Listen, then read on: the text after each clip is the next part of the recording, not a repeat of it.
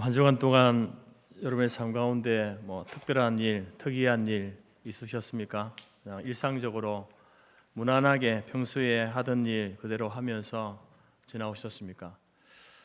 우리의 삶이 어떤 특별한 일 우리가 경험하지 않는다 할지라도 그 속에 하나님께서 함께 하시고 섭리하신 은혜가 있습니다.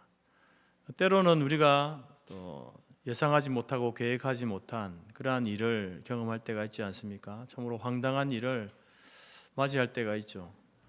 그러한 일을 경험할 때에도 그 속에는 분명 하나님께서 또 그 사건과 일을 통해서 말씀하고자 하는 그러한 교훈의 내용들이 있을 줄 압니다.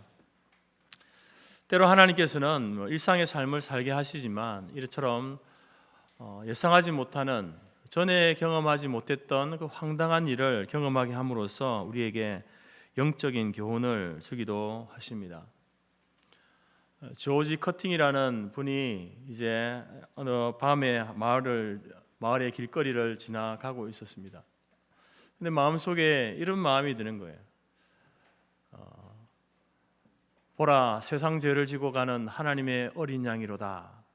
이 말씀을 그 거리에서 외쳐라, 이런 마음이 드는 거예요. 그래서 아무도 없는 거리였지만 큰 소리로 보라, 세상 죄를 지고 가는 하나님의 어린 양이로다, 이렇게 외쳤습니다. 그리고 나서 조금 있다 다시 한 번 더 마음속에 한 번 더 외쳐야 되겠다라는 그런 마음이 있어서 또 동일하게 그 외침을 외치고 이제 가던 길로 갔습니다. 6개월이 지나고 난 다음에 이제 그가 그렇게 외쳤던 그 마을에 그가 이제 전도하게 되는 한 집 한 집을 방문하면서 전도할 그 기회가 있었습니다. 근데 어느 집에 이제 방문하여서 문을 두드리고 한 아주머니가 나와서 이렇게 복음을 전하는 데에 이분이 자기는 예수를 믿고 구원을 받았다 그러는 거예요.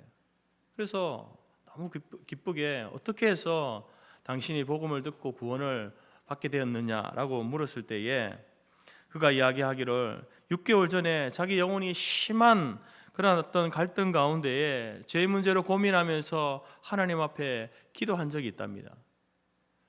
그러면서 그는 이렇게 기도했습니다. 하나님께서 만일 살아계시면 저에게 하나님의 음성을 들려주세요, 이렇게 기도를 했다는 거죠. 근데 그 기도가 끝난 순간 밖에서 어두운 밤거리에서 보라, 세상 죄를 지고 가는 하나님의 어린 양이로다 라고 하는 외침이 들리는 거예요.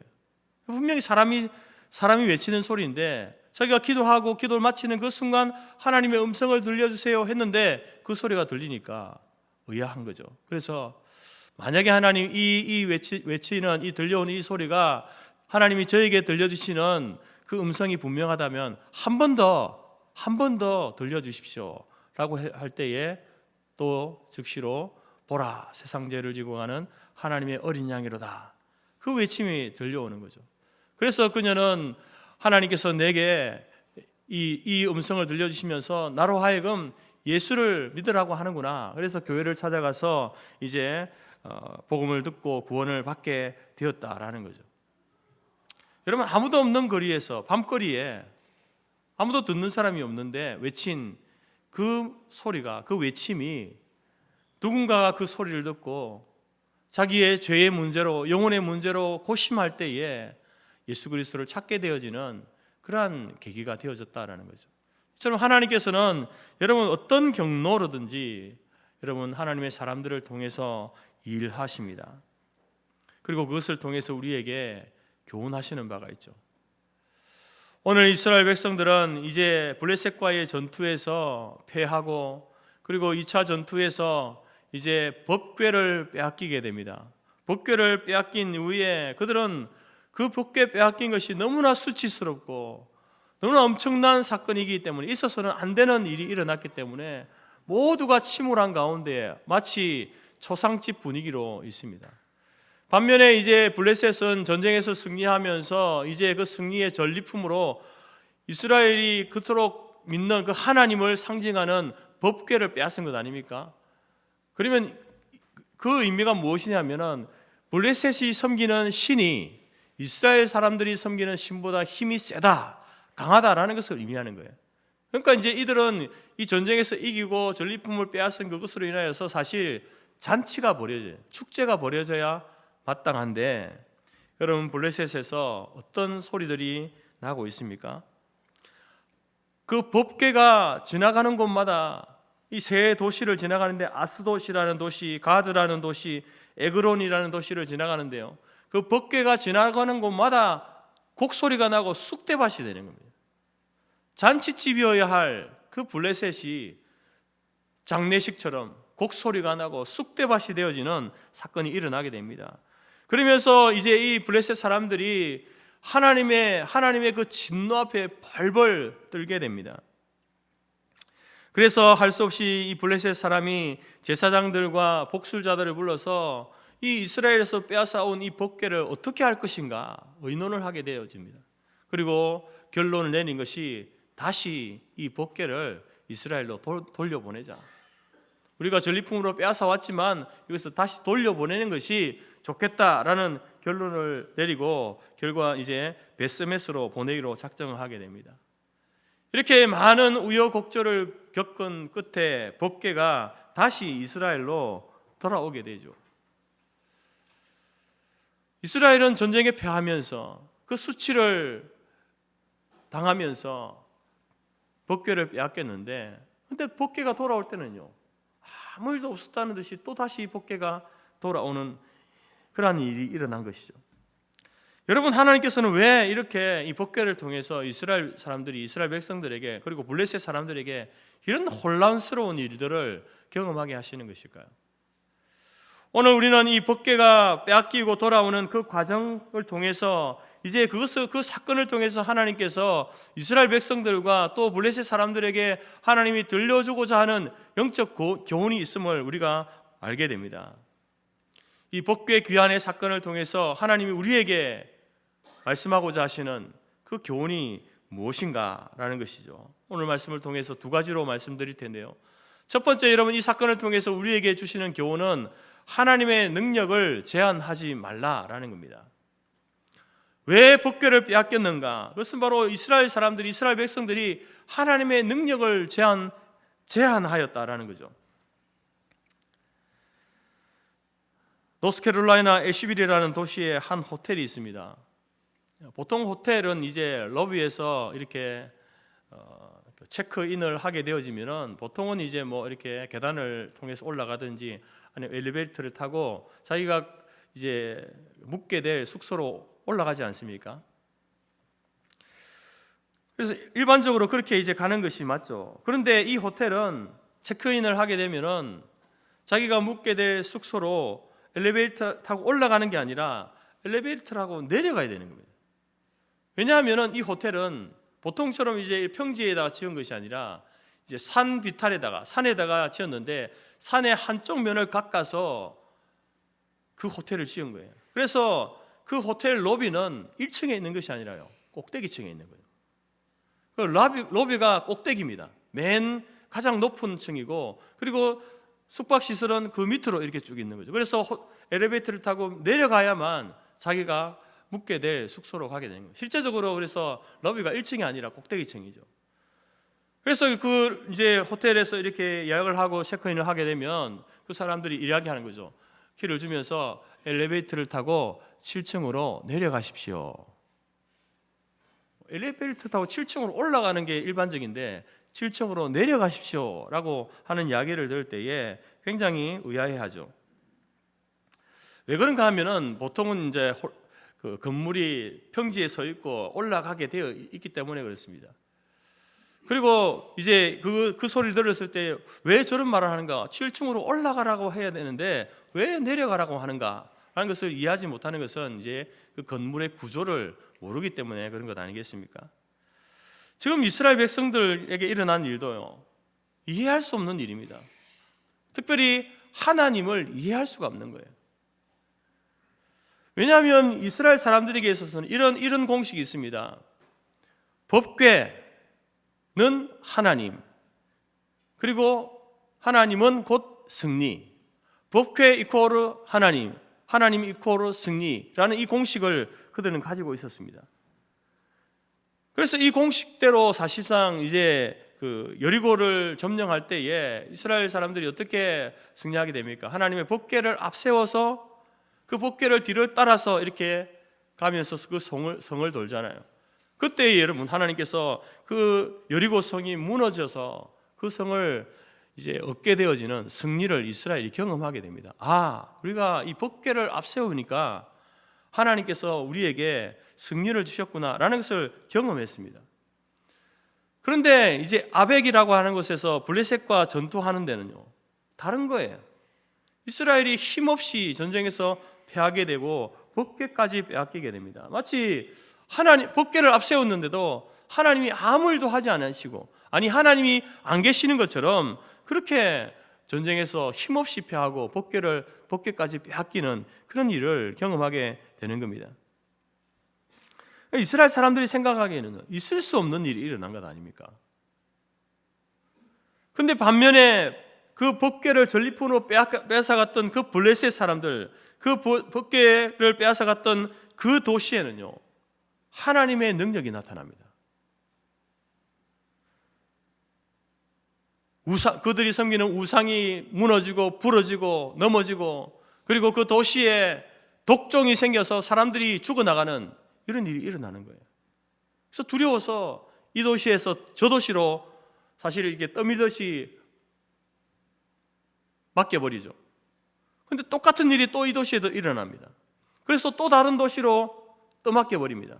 그런데 거기에서 똑같은 일이 일어나면서 이 법궤가 가는 곳마다 그것이 공포와 두려움이 대상이 되는 겁니다. 그 이스라엘 입장에서도 황당한 일을 경험했지만 블레셋의 입장에서도 전쟁에서 이기고 법궤를 전리품을 빼앗아 왔는데 그 법궤가 가는 곳마다 놀라운 재앙이 일어나는 것을 보게 될 때에 황당한 일 아니겠습니까? 여러분, 우리가 신앙생활 할 때에도 우리도 이러한 황당한 일을 경험할 때가 있습니다. 때로는 하나님이 우리와 함께 계시는 것처럼, 정말 가까이 계시는 것처럼 느껴지는데, 때로는 하나님이 너무 멀리 계신 것처럼, 도대체 하나님이 나와 함께 하시는가? 하나님이 우리를 감찰하고 계시는가? 라고 하는 의문이 들 때가 있습니다. 어떨 때는 우리가 하는 일이 술술 잘 풀리게 하시다가도 어떨 때는 너무 풀리지 않는 그러한 숙제를 주십니다. 기도할 때에 똑같은 기도 제목을 가지고 기도하는데 어떤 사람은 그 기도가 즉각적으로 응답되지만, 또 내가 기도할 때는 그 똑같은 기도이지만 그 기도가 응답되어지지 않는, 오랫동안 응답되어지지 않는 이러한 일들을 우리가 경험할 때가 있지 않습니까? 이럴 때에 우리는 도대체 하나님이 어떤 분인가 이해하기가 어려운 그러한 때가 있습니다. 왜 우리가 하나님을 이해하기 힘들까요? 그것은 여러분, 이스라엘 사람들이 법궤 이코르 하나님 이코르 승리라는 이 공식을 그들이 가지고 있었던 것처럼 우리도 여러분, 우리의 공식을 가지고 하나님을 대하기 때문에 그렇습니다. 우리가 생각하는 하나님과 실제 하나님이 다른 이유도 왜 다르냐? 왜 다르게 느껴지느냐? 그것은 바로 나의 공식을 가지고 하나님을 제한하기 때문에 그렇습니다. 여러분, 이 블레셋과 이스라엘과 1차 전투 때요, 그들은 법궤를 가지고 나가지 않습니다. 당연히 하나님께서 전쟁에서 이기게 하실 것이다 라고 확신하고 나갔지만 패하지 않습니까? 그래서 그들이 생각합니다. 우리가 이 법궤를 앞세우지 않아서, 하나님을 앞세우지 않아서 전쟁에서 패했나 보다. 법궤를 앞세워서 다시 한번 블레셋을 치자. 법궤를 가지고 나갔습니다. 그래서 또 졌습니다. 법궤까지 빼앗겨버리지 않습니다.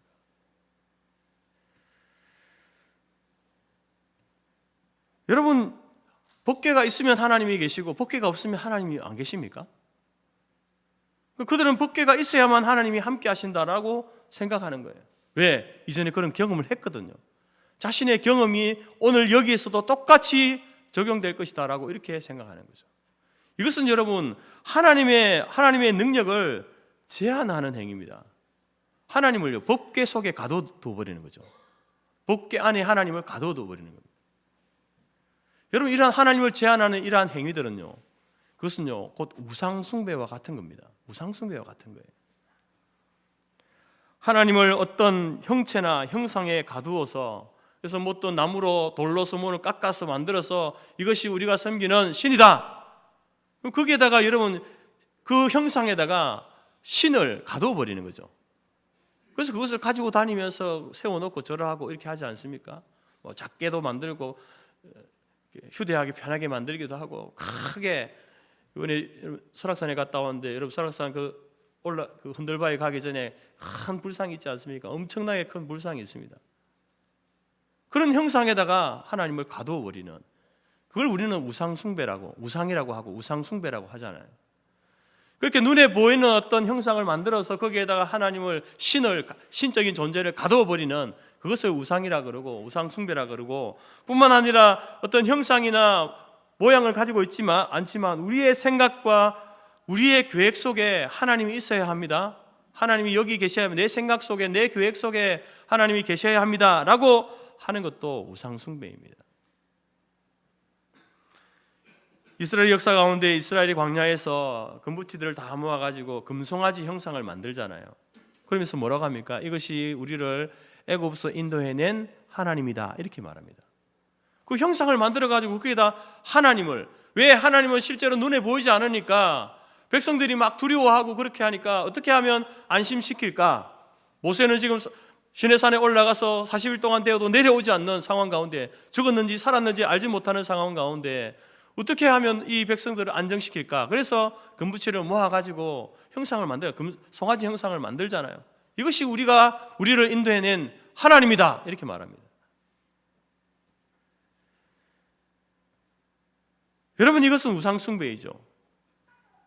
뿐만 아니라 이 법궤와 하나님을 동일시했던, 그래서 법궤를 가지고 나가면 전쟁에서 승리한다.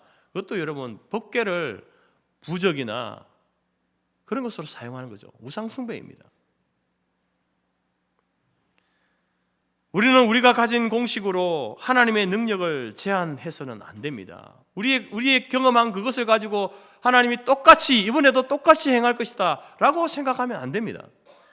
하나님은 이전에는 그렇게 일하셨을지라도 지금은 또 다른 방식으로 일하실 수 있는 분이 하나님이세요. 왜 하나님의 일하심을 여러분의 경험과 지식과 여러분의 계획과 거기에 가둬 두십니까? 지금 이스라엘 백성들이 하고 있는 실수가 그거예요. 여러분, 사람은 이제 이렇게 보는 시야가 있지 않습니까? 우리가 시력을 가지고 있고 사물들을 보는 시야가 있습니다. 그래서 소위 가시거리라는 것도 있죠. 가시거리는 사람이 눈으로 볼 때에 볼 수 있는 그 거리입니다. 그래서 여러분, 이 물건들을 이렇게 사물을 볼 때에 너무 가까이 있어도 이렇게, 여러분 그것이 뭔지 정확하게 모르잖아요. 너무 멀리 있어도 저기 물체가 뭔지를 정확하게 모르고 뭐 글자도 읽을 수 없을 분들은 모릅니다. 그래서 그 사물이 무엇인지를 정확하게 알고 글자를 읽으려면 적당한 거리가 있어요. 적절한 거리. 저희 적절한 거리는 여기입니다. 지금 주보를 볼 때에 제일 선명하게 보입니다. 더 멀리 있으면 잘 안 보이죠. 또 여기서 좀 가까이 오면요, 초점이 흐려집니다. 적정한 거리가 있어야 되는 거죠. 그런데 이것을 하나님을 향해서 이렇게 이야기하는, 하나님을 향해서, 하나님, 제가 하나님을 볼 수 있게 제 인생에서 적당한 거리에 계셔 주십시오. 제가 볼 수 있도록 적당한 거리에 계셔 주십시오. 이렇게 요구한다는 거죠. 그래서 이 이스라엘은 블레셋과 싸울 때에 하나님을, 법궤를요, 적당한 거리에 두고 가잖아요. 여러분, 이러한 행위가 하나님의 능력을 제한하는 행위입니다. 왜 하나님이 우리 눈에 볼 수 있게 적당한 거리에 있어야 됩니까? 하나님이 내가 느낄 수 있게 적당한 거리에 계셔야만 하나님이 역사하시고 일하실 수 있는 그런 분입니까? 그런 분이 아니거든요. 그런데 우리는 어떻게 합니까? 우리의 마음의 안정과 위로를 위해서 하나님, 적당한 거리에 계셔 주십시오. 너무 가까이 오면 또 부담스러우니까, 너무 멀면 또 두려움이 생기니까 적당한 거리에 제가 잘 볼 수 있게끔, 제가 어렵고 힘들 때 딱 봤을 때에 하나님이 보일 수 있게끔 적당한 거리에 계셔 주십시오. 이렇게 요구하는 거죠. 그러나 여러분, 그것은 하나님의 능력을 제한하는 일이다라는 겁니다.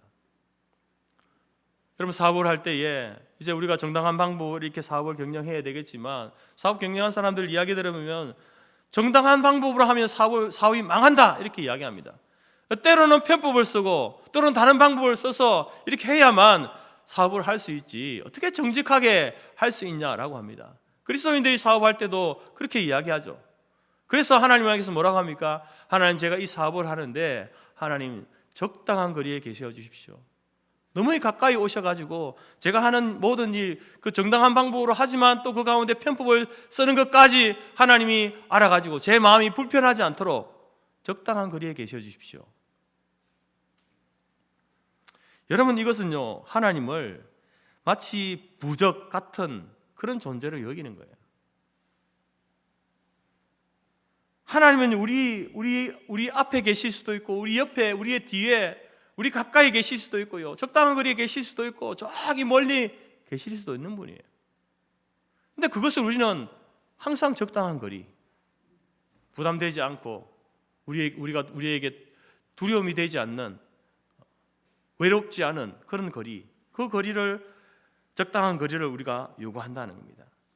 뿐만 아니라 우리에게 닥쳐온 여러 가지 문제를 해결할 때에 하나님, 내가 생각하고 내가 계획했던 이 방법대로 하나님이 이 문제를 해결해 주십시오 라고 하는 것도요, 하나님의 능력을 제한하는 겁니다. 왜 하나님께서 일하실 때에 내가 생각하고 계획한 대로 하나님이 일하셔야 됩니까? 그렇게 하나님이 일하시는 분이십니까? 물론 그렇게 일하실 수도 있지만 그렇게 하지 않을 수도 있는 거예요. 우리의 생각과는 전혀 다른 방식으로 그 문제를 하나님께서 해결하실 수도 있는 분이십니다. 그런데 우리는 한 가지 방법, 이렇게 되어야 됩니다 라고 기도하잖아요. 결과를 정해놓고 기도하지 않습니까? 그것이 곧 여러분 하나님의 능력을 제한하는 일이다라는 겁니다. 여러분, 우리가 하나님의 능력을 제한할 때에 대부분의 사람들은요, 그들은 마치 하나님을 믿는 것처럼 보이지만 하나님이 없는 것처럼 살아갑니다. 하나님의 능력을 제한하는 사람은요, 하나님이 없는 것처럼 살아갑니다. 이스라엘 백성들이 출애굽하면서, 그리고 출애굽한 난 이후에 그들의 한 행동을 보게 되면 하나님을 믿는 것 같은데 그들은 하나님이 없는 것처럼 그렇게 행동하는 모습을 보게 되어집니다. 이제 애굽에서 나오고 난 다음에 이제 애굽 군대가 쫓아오고 이제 가나안으로 가는 그 과정 가운데 먼저 홍해를 만나지 않습니까? 바다를 만납니다. 홍해 바다를 만납니다. 뒤에는 적군이 쫓아오고 앞에는 홍해가 막혀 있습니다. 그때에 이스라엘 백성들이 모세를 향해서 이렇게 원망하며 이야기하죠. 애굽에 매장지가 없어서, 아니 우리가 묻힐 땅이 없어서 우리를 광야로 끌어내어서 이렇게 죽게 하는가? 애굽에 있을 때에 이런 상황에 대해서 우리가 경고하지 않았는가? 그럼에도 불구하고 왜 우리를 굳이 이 광야까지 이끌어 왔는가? 우리는 다시 애굽으로 돌아가서 애굽 사람을 섬기겠다, 이런 이야기를 합니다. 하나님께서 그들을 애굽에서 노예의 그 삶에서 이제 인도해 주셨는데 그 하나님은 온데간데 없는 거예요. 광야에서 먹을 것이 없을 때에 이렇게 이야기합니다. 우리가 애굽 땅에서 고기 가마 곁에 앉았던 때와 떡을 배불리 먹던 때에 그때의 여호와 손에 죽었다면 좋았을 것을 왜 우리를 굳이 광야까지 이끌어가지고 여기서 굶어 죽게 하느냐라고 이렇게 말합니다. 그들은요, 하나님이 없는 것처럼 그렇게 외쳐댔습니다. 물이 없을 때 어떻게 했습니까? 우리에게 먹을 물을 마시게 해주십시오. 왜 우리와 우리의 자녀와 우리의 가축을 목말라 죽게 합니까? 여러분, 이러한 말들은 마치 그들이 하나님을 향해서 하는 것처럼 보이지만 그건 하나님이 없는 것처럼 살아가는 거예요. 없는 것처럼 행동하는 겁니다. 오늘 하나님께서 이스라엘이 하나님을 그 법궤 안에 제한하려고 하는 것을 경고하고 있는 거예요. 법궤를 가지고 나가면 법궤 가운데 하나님이 있기 때문에 전쟁에서 승리한다 라고 생각하는 그 이스라엘 백성들의 그 잘못되어진 하나님을 제한하려는 그것을 하나님께서 깨부수기 위해서 전쟁에서 패하게 하시고 법궤를 빼앗기게 하시는 거예요. 법궤를 빼앗겼다는 것은 여러분, 하나님께서 그 법궤 안에 법궤 안에만 계시는 분이 아니다라는 것을 이야기하는 거죠. 법궤를 통해서 여리고성을 물리치시는 하는 일을 하시지만, 그렇다고 해서 하나님은요, 법궤 안에만 가도 계시는 분이 아니라는 겁니다. 그래서 하나님께서는 이스라엘 백성들에게 너희들이 나를 그 어떤 하나의 형상 안에, 물건 안에 넣어두려고 하는, 제한하려고 하는 그런 잘못을 범하지 말아라, 이것을 말씀하고 있는 거예요. 마찬가지로 오늘 저와 여러분에게도, 우리에게도 여러분, 우리의 생각과 내 계획 안에 하나님을 제한하려는 그러한 실수를 범하지 말 것을 말씀하고 있는 겁니다. 우리는 기도할 때 이런 실수를 많이 하죠. 하나님, 이런 일들을 이렇게 하나님 응답해 주십시오. 결과를 하나님 앞에 아뢰면서 이렇게 해달라고 요구할 때에, 그것은 바로 우리의 계획과 생각 안에 하나님을 가두는 죄악 아니겠습니까? 여러분, 우리가 하나님을 믿고 정말 하나님을 신뢰한다고 한다면, 물론 우리가 그렇게 어떤 결과를 바라고 기도하지만, 그러나 여러분, 그 마지막 기도에는 뭐가 우리의 기도가 되어야 됩니까? 그러나 하나님, 나는 이것을 원하지만 나의 원대로 마시고 하나님의 뜻대로 하나님께서 이 일을 행하여 주시기를 바랍니다. 이런 기도가 반드시 우리 가운데 있어야 되는 거예요. 그럴 때 여러분, 우리가 우리 인생의 모든 문제를 하나님께 맡겨드리는, 결과를 내가 정하여서 그것을 요구하는 그런 기도가 아니라, 하나님 어떤 물건의 형상에 가두어서 그것을 가지고 있으면 하나님이 나와 함께 하시고, 그것이 멀리 떨어져 있으면 막 두려워서 벌벌 떠는 그런 우상 섬기는 것처럼 그렇게 하나님을 섬기는 것이 아니라, 하나님을 인격적으로 신뢰하고 믿고 하나님이 내 인생 가운데 함께 하시고 일하실 것을 확신하는 그러한 믿음으로 나아가기를 간절히 바랍니다. 두 번째로, 오늘 법궤의 귀환이 주는 두 번째 교훈은요, 이 모든 일이 하나님이 하신 일이다라는 것을 우리에게 가르쳐 주고 있습니다. 여러분, 이제 이 법궤를 빼앗아온, 그리고 빼앗고 난 이후에 그 도시들마다 일어나는 일에 대해서 블레셋 사람들이요, 여러 가지 이제 말들이 많았습니다. 새 도시에서 한결같이 독점으로 사람들이 죽어나가는 이러한 일들을 경험하면서, 어떻게 이런 일이 이 도시와 저 도시와 이 새 도시에서 똑같이 공이 법궤가 가는 곳마다, 머무는 곳마다 이런 일들이 일어날 수 있는가? 혹시 그냥 우연의 일치일까? 아니면은 정말로 이스라엘 사람들이 믿는 것처럼 이스라엘 하나님 때문인가? 우연의 일치인가? 아니면 하나님 때문인가? 이런 이제 일에 대해서 왈가왈부하는 말들이 많았습니다. 그래서 이제 그들이 이제 제사장들과 복술자들이 어떻게 할까? 의논해서 내린 결론이 뭐였습니까? 법궤를 돌려보내자. 빨리, 우리가 전리품으로 빼앗아 왔지만 빨리 이스라엘에게 빨리 돌려줘 버리자. 괜히 이것이 있어가지고 또 다른 도시에 갔을 때에 또 똑같은 일이 일어나면 우리만 손해니까 빨리 돌려보내자. 이게 이제 그들의 내린 결론이었습니다. 그러면서 이제 그들이 이 법궤를 돌려보낼 때에 젖나는 소 2마리를 이제 멍에를 메워가지고 수레를 끌게 해서 그 위에 법궤를 올려놓고, 그리고 또 이제 그냥 보내면 안 되니까 속건제 제물을 드렸다고 하지 않았습니까? 그래서 그 제물들을 함께 그 위에 올려놓고 이제 이렇게 이스라엘로 돌려보내자라고 하는 이 제사장들과 복술가의 제안을 받아들이게 됩니다. 그러면서도 이제 그 와중에 이게 우연인가 아닌가, 이것을 알아보기 위해서 이제 이렇게 해서 사람이 끌고 가는 게 아닙니다. 소 2마리가 그냥 끌고 가는 거예요. 근데 이렇게 해서 우리가 이 법궤를 돌려보낼 때에 이 소들이 이 법궤를, 수레를 끌고 갈 때 벳세메스로 가면은, 그건 분명히 이것은 하나님이 우리에게 내리신 재앙이다. 근데 만약에 이 소들이 그냥 뭐 이리저리 가다가 아무데나 가게 되어지면 그건 그냥 우연의 일치로 되어진 것이다 라고 이렇게 결론을 내리자라는 것이었습니다. 그렇게 해서 이제 일을 진행하는 데에 법궤를 맨 소들이 어떻게 갑니까? 한치의 오차도 없이 벳세메스로 나아가는 거죠. 그걸 통해서 이 블레셋 사람들은요, 그 우상을 섬기는 제사장들과 점치는 복술자들이 어떻게 결론을 냅니까? 우리 도시에 이 법궤를 가지고 와서 일어났던 그 모든 일들은 우연의 일치가 아니라 하나님께서, 이스라엘이 믿는 그 여호와 하나님께서 행하신 일이다라는 결론을 내리게 되는 거예요. 여러분, 하나님께서 바로 이러한 일들을 이스라엘 백성들로 하여금 하나님의 능력을 제한하는 그 일에 대해서 경고하시고, 그래서 법궤를 빼앗기게 하신 거예요. 그리고 법궤를 돌아오게 하시는 이유는 바로 이 블레셋 사람들이 자기들이 싸워가지고 이겼기 때문에, 그들의 신이 이스라엘의 신을 이겼기 때문에 법궤를 빼앗은 것이 아니라 바로 이 모든 일들이 하나님이 하신 일이다라는 사실을 블레셋 사람들에게 알려주기 위해서 그 독종을 일으키시고, 그리고 법궤를 맨 그 소들이 베스메스로 향해 가는 그러한 일들을 보여주신 것이다라는 겁니다.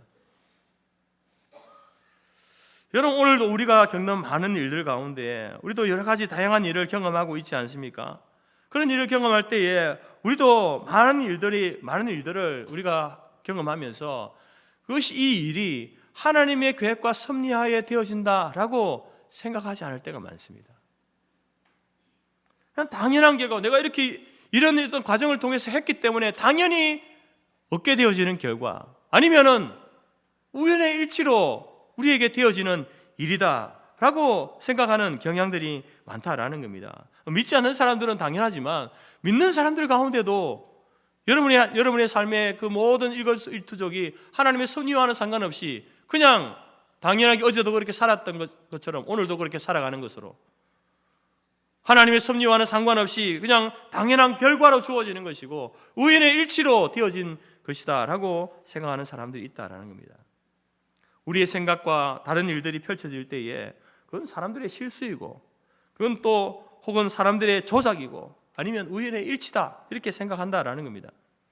그럼 여러분은 이 법궤를 빼앗긴 것이 단순히 이스라엘 사람들의 실수였습니까? 그럼 법궤 때문에 많은 블레셋 사람들이 죽어나간 것도 굳이 왜 그 많은 전리품들 가운데 법궤를 빼앗아 와가지고 그 법궤 때문에 이렇게 법궤를 가져왔던 그 사람들의 실수 때문에 그렇습니까? 이런 일들이 일어났습니까? 소가 법궤를 메고 갈 때에 곧바로 한치의 오차도 없이 베스메스로 향해 간 그것이 우연입니까? 다 우연이고 실수고 사람들의 조작이고 당연히 일어날 결과라고 한다면, 여러분, 거기에 하나님은 어디 계십니까? 우리가 믿는 하나님은 어디 계십니까? 법궤가 다시 돌아온 것도 여러분 우연입니까? 오늘 여러분, 이 사건을 통해서 하나님께서 우리에게 뭘 말씀하시는 거예요? 이스라엘 사람들과 이스라엘 백성들과 블레셋 사람들에게 뭘 이야기하고자 하는 거예요? 그 모든 일에 하나님의 계획과 하나님의 섭리 아래 이 일들이 되고 있다라는 사실을 말씀하고 있는 거예요. 우리에게 가르쳐주고 있는 겁니다. 그런데 여러분, 우리가 그것을 바라볼 때에 믿음을 가지고 있는 사람들 중에도 이런 우연의 일치가 있나? 라고 말하는 분이 계시겠지만, 믿지 않는 사람들은요, 이 성경을 보면요, 이게 무슨 하나님의 섭리냐? 그냥 일이 되려다 보니까 이렇게 된 것이지, 우연의 일치로 된 것이지라고 이렇게 생각합니다. 다 우연으로 보이는 거죠. 왜 사람들의 눈에는 이러한 사건들이 우연으로 보일까? 그것은요, 하나님께서 일하실 때에 하나님은 사람들과 함께 사람들을 통해서 일하시기 때문에 그렇습니다. 하나님이 섭리하시는 방식이 크게 세 가지로 나누어진다고 말씀드리지 않았습니까? 여러분, 우리가 이 소위 말해서 기적이라고 하는 것, 기적은 일종의 자연의 법칙을 거스르는 것을 우리가 기적이라고 하잖아요. 기적이 우리 앞에 계속해서 일어날 때에 사람들은 그 기적을 바라볼 때는 이건 우연이다 라고 이렇게 그게 반복되어질 때는요, 우연이라고 생각하지 않습니다. 뭔가 신적인 존재가 이런 일을 행했다라고 생각합니다. 그러니까 하나님께서는 우리에게 섭리하실 때에 때로는 기적적인 방법으로 일하십니다. 성경에 보게 되면 그런 기적이 많이 있잖아요. 그 자연의 법칙을 거스르면서 그렇게 행하시는 많은 일들이 있습니다. 기적적으로 섭리하시죠. 기적으로. 그런데 여러분, 오늘날 하나님께서 우리 가운데 일하실 때, 섭리하실 때의 대부분의 방법은요, 상식적인 방법입니다. 사람을 통해서, 사람들과 함께, 저와 여러분을 통해서 우리가 살아가는 일상의 삶 속에서 하나님께서 일하시는 거예요. 그래서 우리는 그것을 바라볼 때에 아니 어제도 그랬고 오늘도 그랬고 내일도 그럴 것이다. 당연히 그렇게 흘러왔던 일상이기 때문에 이건 당연한 결과야 라고 우리가 생각하는 겁니다. 그 속에 뭐가 있는 겁니까? 하나님의 섭리가 있는데도 깨닫지 못하는 거죠. 뿐만 아니라 여러분 그 하나님의 섭리 가운데 하나님께서는 우리를 통해서 일하시죠. 사람들을 통해서 사람과 함께 일하시니까 사람들은 하나님의 섭리라고 생각하지 않는 거죠. 우연의 일치, 우리가 열심히 했기 때문에 당연한 결과로 주어진 것이라고 생각하는 겁니다. 그러나 여러분 우리가 오늘 이 본문의 사건을 바라보면서 하나님께서 이스라엘 백성들과 블레셋 사람들에게 하나님의 섭리를 가르쳐 주는 거죠. 동일하게 저와 여러분의 인생 가운데 여러분 어제도 되어졌고 오늘도 되어지고 내일도 되어질 일상적인 일이지만 그 속에는요 하나님의 섭리가 있습니다. 때로는 우리가 황당한 일을 경험할 때도 그때도 여러분 동일하게 하나님의 섭리가 그 속에 있음을 우리로 하여금 알게 하시는 거예요. 알기를 원하십니다. 한 나이 많은 여성도가 먹을 것이 없어서 끼니를 굶으면서 하나님 앞에 열심으로 기도하고 있었습니다. 기도의 소리가 이제 밖으로 들리니까 동네 건달들이 그 할머니 여성도를 놀려주기 위해서 보자기에다가 빵을 싸가지고 그 집 굴뚝으로 이렇게 툭 던졌습니다. 기도하는 중에 이제 여성도가 기도하는데 그날따라 어떤 기도를 했냐면 하나님 몇 개를 굶었습니다. 저에게 일용할 양식을 주십시오 하나님. 이런 기도를 한 거예요. 그런데 갑자기 뭔가 툭 떨어지는 소리가 나서 보니까 굴뚝에 한 보자기가 쌓여있는 게 있는데 그걸 열어보니까 뭐가 있는 겁니까? 빵이 있는 거예요. 하나님 제가 일용할 양식을 위해서 기도했더니 하나님께서 이렇게 저에게 이 기도를 응답해 주셨군요 라고 이렇게 하고 있을 때에 이 건달들이 문을 열고 들어오면서 할머니를 놀면서 이야기합니다. 바보 같은 할머니, 뭐 하나님이 들어주신 거야. 우리가 보자기에 싸서 빵을 굴뚝으로 떨어뜨린 건데 그게 어떻게 하나님이 들어주신 거냐 라고 이렇게 이야기할 때에 그 여성도가 할머니가 정색을 하면서 말합니다. 당신들은 알지 못하는군요. 하나님께서는 가끔 악한 자들을 통해서도 자기 자녀들에게 필요한 것을 채워주시는 분이십니다. 여러분 성도에게는요 하나님을 믿는 자들에게는 우연이라는 것은 존재하지 않습니다.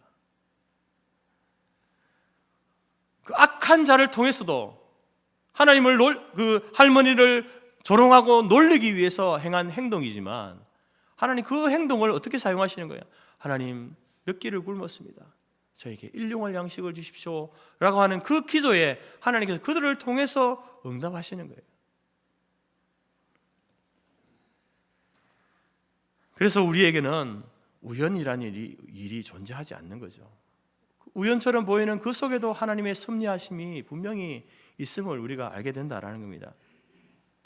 아프리카의 횃불이라 불리던 리빙스턴, 우리는 이제 일반적으로 학교에서는 탐험가, 개척가로 알려져 있지 않습니까? 데이빗 리빙스턴은 원래 선교사로서 그가 중국에 가서 선교하려고 복음을 전하려고 했었는데 하나님께서 그를 어디로 보냅니까? 아프리카로 보낸 거예요. 거기에서 그는 선교사로서 탐험가로서 의료 전도자로서 이제 그 역할들을 감당하게 됩니다. 또 인도 선교의 횃불로 불리는 월리엄 캐리 선교사님도 원래는 남태평양에 있는 그쪽으로 가서 복음을 전하려고 했는데 인도로 가게 된 거예요. 인도에 가서 최초로 성경을 인도어로 번역을 하게 되고 또 인도 선교에 그런 어떤 전초 기지를 마련하는 그런 선교사로서의 역할을 감당하게 됩니다. 때로는 여러분 하나님께서 우리가 우리 인생을 걸어갈 때에 하나님께서 그 방향을 틀어버리실 때가 있죠. 우리가 계획하고 우리가 생각하고 계획한 대로 이렇게 가야 되는데 하나님께서 그 방향을 틀어버리시는 거예요.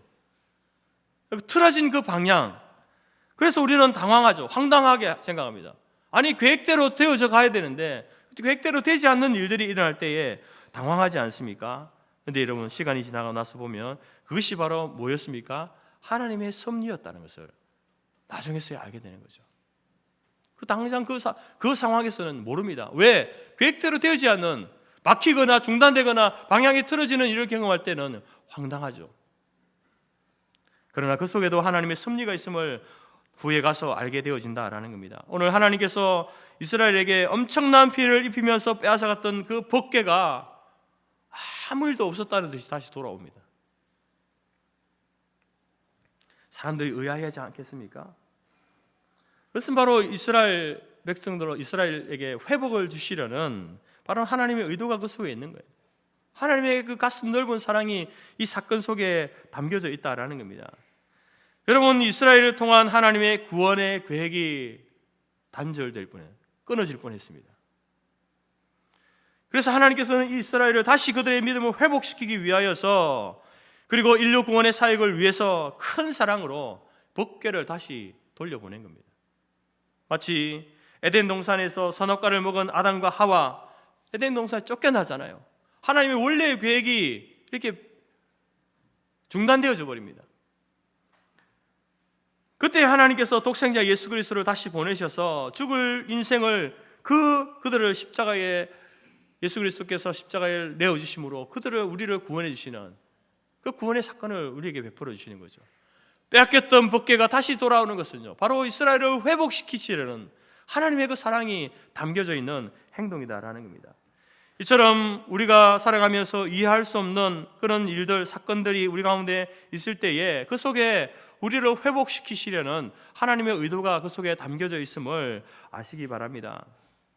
그 사건이 이전에 나에게 어떤 물질적인, 정신적인, 육체적인 큰 피해를 입혔다 할지라도 나를 구원하시기 위한 하나님의 긴급 조치였다라는 사실을 여러분, 우리가 깨달아 알 수 있기를 간절히 바랍니다.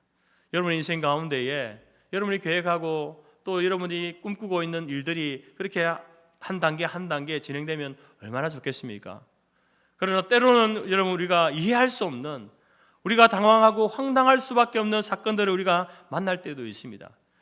일상적으로 진행되어지는 그 일 가운데에서 여러분, 우리가 하나님의 섭리를 인정하고 하나님 우리와 함께 하시고 우리를 인도하심을 인정해야 되겠지만, 이해할 수 없는, 내가 전혀 계획하지 않은 일이 일어났을 때라도 여러분, 그 일을 통해서 결코 하나님의 능력을 제한하는 실수를 범하지 않기를 바랍니다. 여러분, 하나님은요, 내가 생각하는 것처럼 그렇게 작으신 분이 아니요, 하나님이 내 생각 속에만 계시는 분이 아닙니다. 내가 계획한 그 속에만 하나님이 계시는 분이 아니에요. 그 너무 계시는 분이 하나님이시기 때문에 여러분, 내 생각대로 내 계획대로 되지 않는다고 해서 여러분, 하나님의 능력을 제한하는, 하나님을 불신하는 그러한 우를 범하지 않기를 바랍니다. 또한 우리의 인생사에 여러분, 우연이라고 하는 자리, 여러분의 삶에서요, 우연이라는 그것을 치워버리시기 바랍니다. 우연은 없습니다. 여러분의 인생 가운데는요, 하나님의 섭리가 있죠. 하나님의 섭리하심이 있는 겁니다. 우리의 이성과 우리의 계획과 우리의 모든 것, 우리의 환경과 모든 것을 사용하시는 하나님의 섭리가 있죠.